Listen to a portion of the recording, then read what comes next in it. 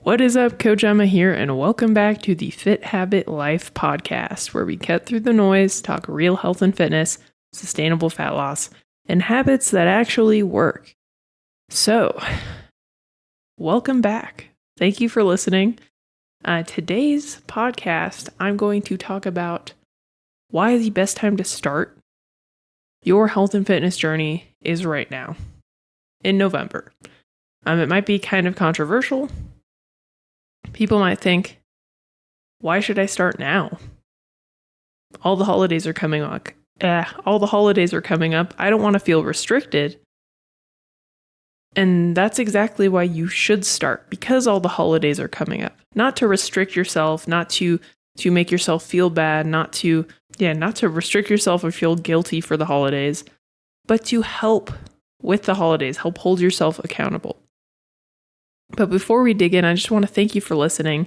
If you've enjoyed the podcast, if you've been listening for a while, if you could support the show by rating it, sharing it with friends or family members, or even sharing it on your social media and tagging me at Fit Habit Emma. That just helps me get in front of more people. I'd really appreciate it.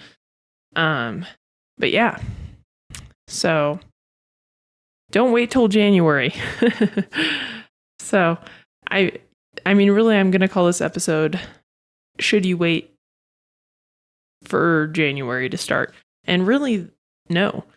Would I recommend going into a fat loss phase right now, as Thanksgiving's coming up next week? Definitely not. You should not be in a fat loss phase. But that doesn't mean right now you can't start focusing on integrating habits into your routine that are going to serve you in the long term. So, yeah, you might be having or going out to a bunch of holiday parties or traveling. But that doesn't mean that you can't try to focus on yourself and improve your sleep quality, improve your daily movement, improve your eating habits, improve your mindset around exercise and diet. You can do these any time of year. And honestly, right now, when things are crazy, that's indicative of real life. Real life is crazy. I was talking to a friend the other day, and you're like, yeah, how's everything going? And like, oh yeah, good, just busy, crazy. I feel like things always come up. And I'm like, yeah, same here. That's what being an adult is. There will always be something. There will always be a reason not to prioritize yourself. There will always be something that will come ahead of you focusing on you, that you'll think is more important than yourself, than your health, than your energy levels, than your quality of life. There will always be something. So the best time to start is when life is crazy, because in the future, when something comes up again, you'll know exactly how to handle it. And so that's why, honestly, most of my clients who start during this time, who start prioritizing themselves, who start focusing on building healthier habits, starting to exercise, starting to prioritize more like whole foods, starting to prioritize protein and fiber, because they can do it during this season and they start making changes during this hectic season, when other things come up, it's easy. Oftentimes, a lot of excuses I get when I'm on consultation with someone who's interested in my coaching program is, well, I'm just gonna wait till things calm down. And in the back of my head, I know they're never gonna start, because nothing's ever gonna calm down. They're just not actually ready to make that change yet, and that's okay. But that's another misconception I think people have, is they think they have to overhaul their whole lives in order to start seeing results and to start feeling better. But you really don't. You can start and focus on literally one thing a month. But if you focus on one thing a month, by the end of the year, you'll be 12 habits healthier than you were that previous year. And like, if you think about the holidays specifically, most Americans gain most of their weight during those holiday seasons. So if during that time you start to focus more on yourself and on your health, and what you can do to start to feel better, improve your energy levels, just show up better for yourself and your family, you probably won't gain that much weight, if any. And that tends to be the problem. It's like people are like, oh, I don't want to not enjoy the holidays. But then they don't end up enjoying it because they're stressed out with everything going on.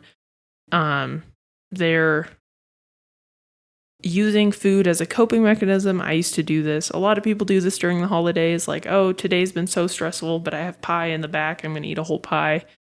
Or they just go wild during those holiday gatherings, and then they feel guilty and then over restrict, and it's this whole cycle over and over again.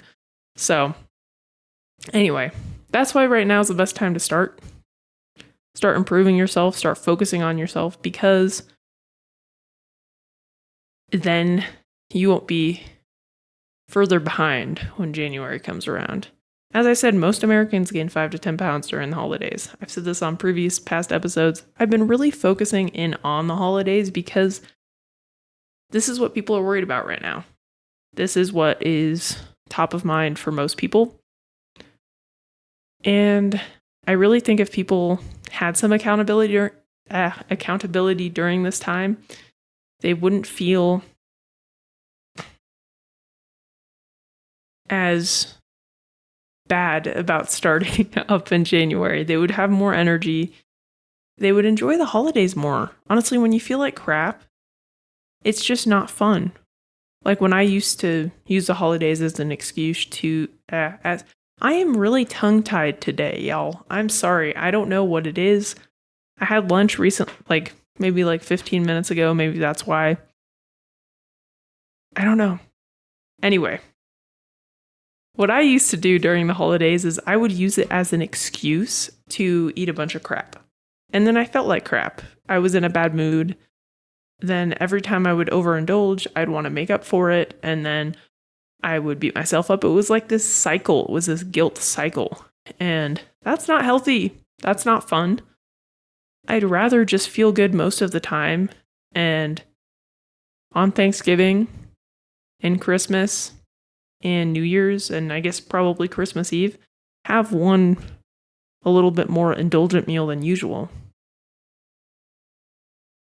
And just get back to my normal thing, because my normal habits are really healthy, so I don't have to worry about 4 occasional overindulgences in a 6-week period. It's like, that's fine. My body's metabolically flexible. And even now, because of my relationship with food is so much better, I don't overindulge like I used to. Me overindulging now is like having a big piece of apple pie. Whereas before, it was like having 2 or 3 big plates of the main courses, having 2+ pieces of pie, drinking a bunch of alcohol. And then, of course, I felt like crap the next day.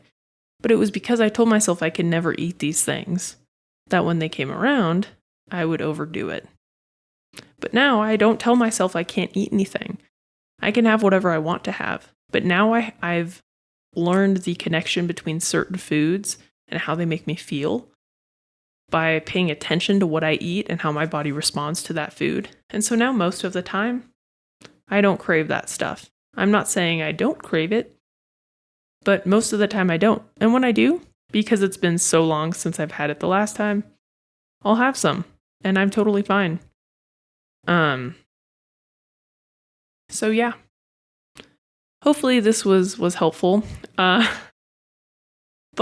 if you don't want to start in November and December, I understand.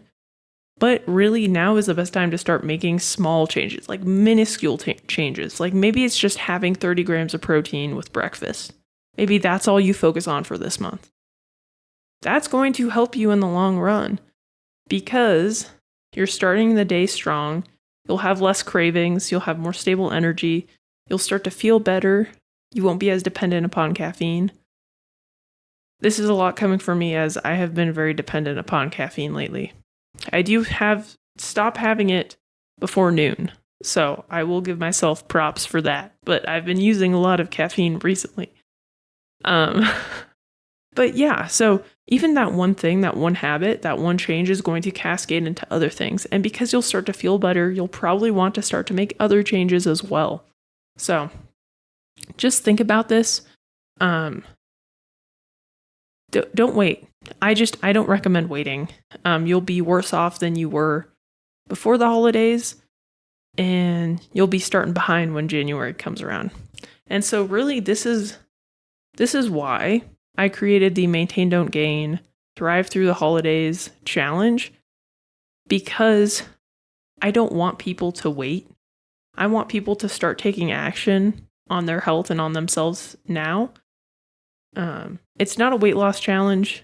It's really just about showing up for yourself so you can enjoy the holidays, not feel guilty, not feel restricted, but feel like empowered, confident in yourself, and have more energy. So you're in a better mood. You have less stress. You're more capable of enjoying these experiences with family members and loved ones.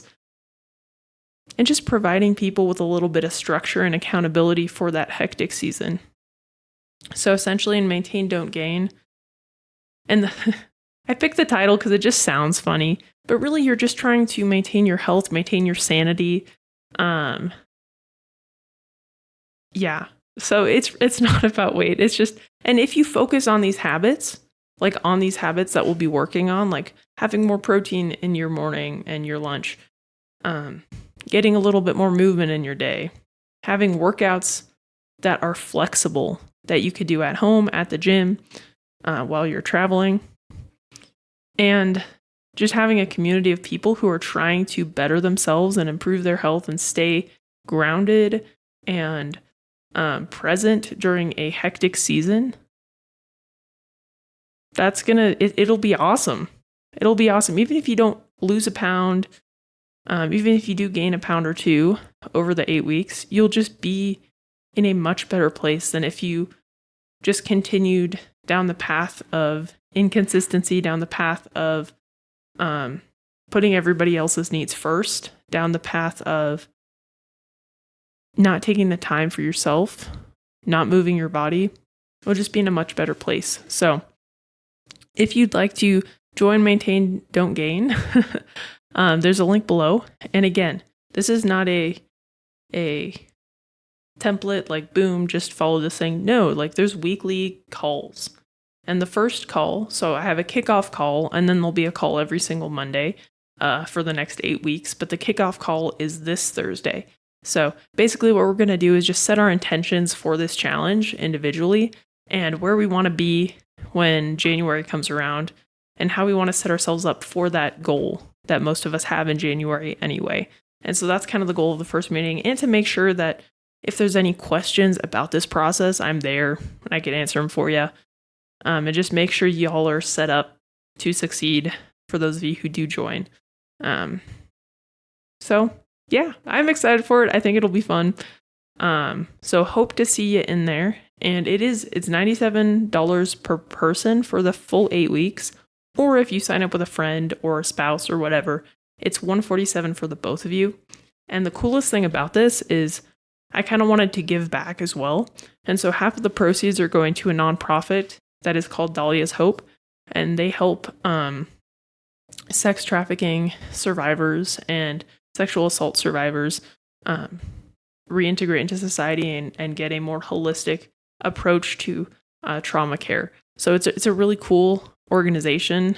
If you look up Dahlia's Hope, if you just want to donate to them, that's great too. But half of the proceeds, half of what I make will be donated to them. So not only are you prioritizing yourself, but you're also helping other people by joining. So hopefully I see you guys in there. But if not, please check out Dahlia's Hope and at least you can donate to them. So anyway, hopefully this episode was helpful. Hopefully I see you in the challenge. And if it was helpful and you'd like to join the challenge, if you could share this with someone who you think might want to join the challenge, who might want to take part of this, just to better show up for themselves during this crazy season, let me know. Or share them the link. I'm looking forward to seeing y'all in there. And If you ever share this show, it helps me tremendously. It helps me help more people, which is the goal of this show.